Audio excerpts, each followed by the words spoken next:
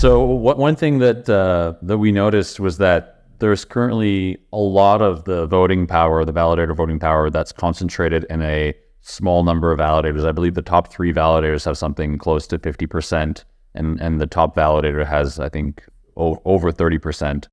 What's going on here, and like, how are you dealing with some of the challenges of distributing that validator set? Because I believe that there aren't any, for the moment, there aren't any plans to have a delegation program from the foundation. So how will you deal with some of this, some of these growing pains? dYdX Foundation will be staking in the coming weeks. So we are defining exactly the kind of policy around that.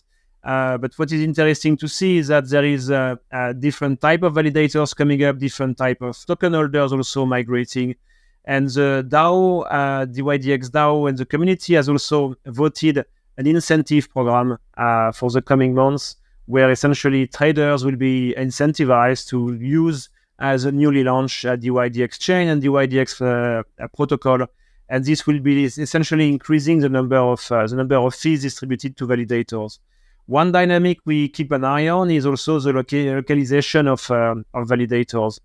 When you are in the world of trading, as you can probably see in the world of equity trading, there is a certain type of optimization large trading house will put in place, is to be co-located or located the closest to the marketplace.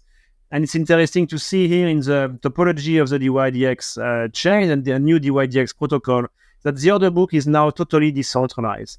So we will probably see in the coming months some interesting dynamics, and I have absolutely no idea where it's going to go exactly.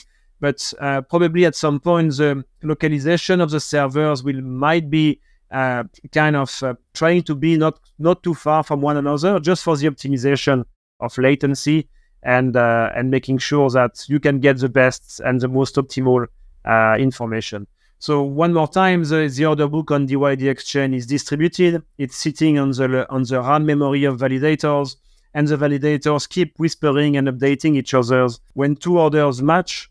If there is 2 orders matching at the same time, or more or less at the same time, at the time of consensus, the chain will check exactly the kind of timestamp and let the right trade happening. The chain is young, the chain is growing fast, and we have also some very professional validators, which is also interesting to see how this industry of validators is getting more and more professional.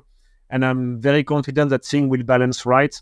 The early days are just showing a strong interest and some early movers, but things will balance in a healthy way in the coming weeks.